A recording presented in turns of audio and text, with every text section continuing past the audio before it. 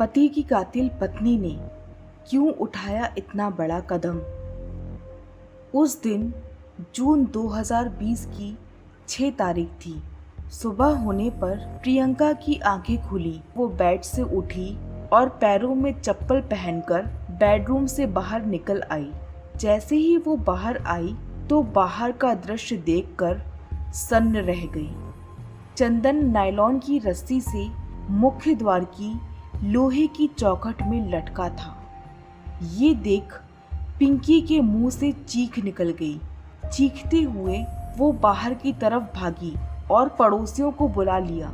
पड़ोसियों ने आकर देखा तो सब अपने अपने प्रयास लगाने लगे। चंदन रेलवे में नौकरी करता था और पत्नी के साथ रहता था। लेकिन उससे पहले अगर आपने हमारे इस चैनल क्रिमिनोलॉजी को सब्सक्राइब नहीं किया है तो उसे सब्सक्राइब करके बेल आइकन पर क्लिक कर दें, ताकि आपको आगे आने वाली सच्ची घटनाओं पर आधारित कहानियों के वीडियोस की अपडेट मिलती रहे। ये मामला सोनभद्र जिले के थाना कोतवाली रॉबर्ट्सगंज क्षेत्र के बिचपई गांव का था। किसी ने सुबह 8 बजे रॉबर्ट्सगंज कोतवाली को घटना की सूचना दे दी। सूचना पाकर इंस्पेक्टर मिथिलेश मिश्रा टीम के साथ घटना स्थल पर पहुंच गए। चंदन की उम्र 34-35 वर्ष रही होगी। वो दरवाजे की लोहे की चौखट से नायलॉन की रस्सी से लटका हुआ था। उसके पैर जमीन को छू रहे थे, घुटने मुड़े हुए थे। देखने से लग रहा था जैसे चंदन ने आत्महत्या की हो, लेकिन पैर जमीन पर लगे होने से थोड़ा संदेह भी था। लेकिन क्या वाकई चंदन ने आत्महत्या की है या किसी ने उसकी हत्या करके आत्महत्या का रूप देने की कोशिश की है। इंस्पेक्टर मिश्रा के दिमाग में ऐसी ही बातें उमड़ घुमड़ रही थी। फिर मिश्रा जी ने सोचा कि पोस्टमार्टम रिपोर्ट में सारी हकीकत सामने आ जाएगी। उन्होंने पास में बैठी मृतक चंदन की पत्नी पिंकी से पूछताछ की तो उसने बताया कि रात में खाना खाकर दोनों साथ बेड पर सो गए थे। सुबह उसकी आंख खुली तो चंदन बेड पर नहीं था। वो बाहर आई तो चंदन को इस हालत में चौखट से लटकते हुए पाया।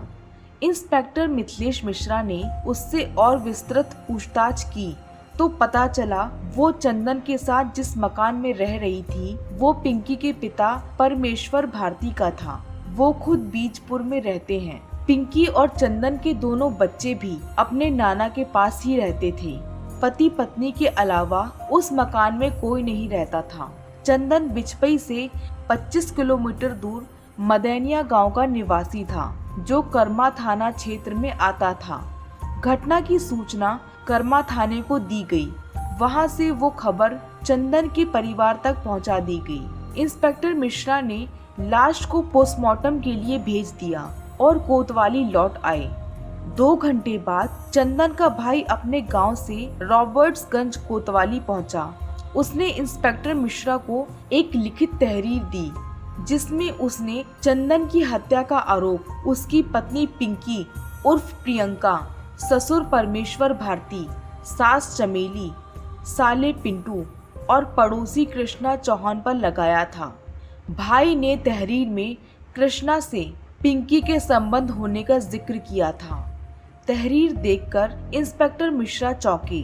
उनके मन का संदेह सच होता दिखने लगा। लाश की स्थिति देखकर उन्हें पहले ही चंदन के आत्महत्या पर संदेह था। पति की मौत पर पिंकी भी उतनी दुखी नहीं लग रही थी। उसका चीखना चिल्लाना नाटक सा लग रहा था। अब इंस्पेक्टर मिश्रा को पोस्टमार्टम रिपोर्ट के आने का इंतजार था। शाम को जब रिपोर्ट आई तो उसमें चंदन की हत्या किए जाने की पुष्टि हो गई। इसके बाद इंस्पेक्टर मिश्रा ने पिंकी, कृष्णा चौहान, परमेश्वर भारती धारा 302, 201 के तहत मुकदमा दर्ज करा दिया।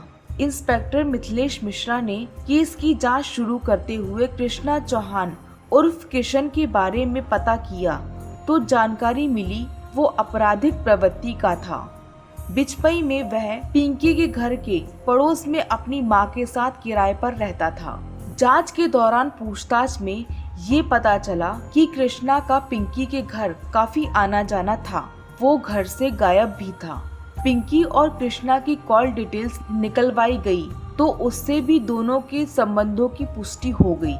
इसके बाद इंस्पेक्टर मिश्रा किशन उर्फ कृष्णा की गिरफ्तारी के प्रयास में लग गए। 11 जून को उन्होंने मुखबिर की सूचना पर रॉबर्ट्सगंज के रोडवेज बस स्टैंड से किशन और प्रियंका को गिरफ्तार कर लिया। भेद खुल जाने की आशंका से प्रियंका किशन के साथ कहीं भाग जाने की फिराक में थी, लेकिन पकड़ी गई। कोतवाली जाकर जब दोनों की कड़ाई से पूछताछ की गई तो दोनों ने चंदन की हत्या का जुर्म स्वीकार कर लिया और हत्या करने के पीछे की पूरी कहानी बयां कर दी। कालांतर में प्रियंका 2 बेटों अमन और नमन की मां बनी। स्कूल जाने लायक हुए तो प्रियंका ने उन्हें नाना परमेश्वर के पास भेज दिया। कृष्णा अपनी मां के साथ 1.5 साल से पिंकी के घर के पड़ोस में किराए पर रह रहा था। वो अपराधी प्रवृत्ति का था। रॉबर्ट्सगंज कोतवाली में उस पर 2019 में धारा 454, 380, 411 के तहत मुकदमा भी दर्ज था। 29 साल का किशन अविवाहित था। पड़ोस में रहते हुए उसकी नजर पिंकी पर गई तो उसकी खूबसूरती देखकर किशन उसकी ओर आकर्षित हो गया। चंदन ड्यूटी पर रहता था, प्रियंका घर में अकेली होती थी। पड़ोसी होने के नाते पिंकी और किशन एक दूसरे को जानते थे। दोनों की नजर एक दूसरे पर पड़ती तो जल्दी नहीं हटती थी, लेकिन ऐसे रिश्ते की सच्चाई अधिक दिनों तक छिपी नहीं रह पाती। एक दिन चंदन ने दोनों को रंगे हाथों पकड़ लिया। पिंकी के इस गलत कदम से चंदन परेशान रहने लगा। उसकी अपने भाई चंद्रशेखर से बात होती रहती थी। उसने भाई को भी पिंकी के किशन से अवैध संबंध के बारे में बता दिया। 5-6 जून की रात किशन और पिंकी रंगरलियां मना रहे थे कि रात 12 बजे चंदन घर लौट आया। उसने पिंकी और किशन को एक साथ आपत्तिजनक हालत में देख लिया तो वो उनसे झगड़ने लगा। इस पर किशन ने पिंकी से कहा कि आज इसका काम खत्म कर देते हैं। पिंकी भी उसकी बात से सहमत थी, इसलिए उसका साथ देने लगी। वो घर में पड़ी नायलॉन की रस्सी उठा लाई। दोनों ने मिलकर रस्सी से चंदन का गला घोंट दिया, जिससे उसकी मौत हो गई।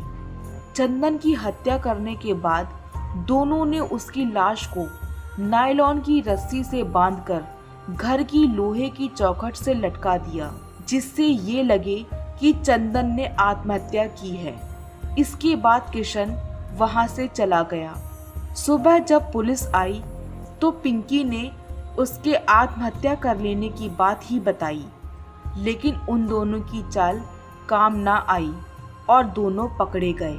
आवश्यक कानूनी लिखा पढ़ी कर दोनों को न्यायालय में पेश कर जेल भेज दिया गया।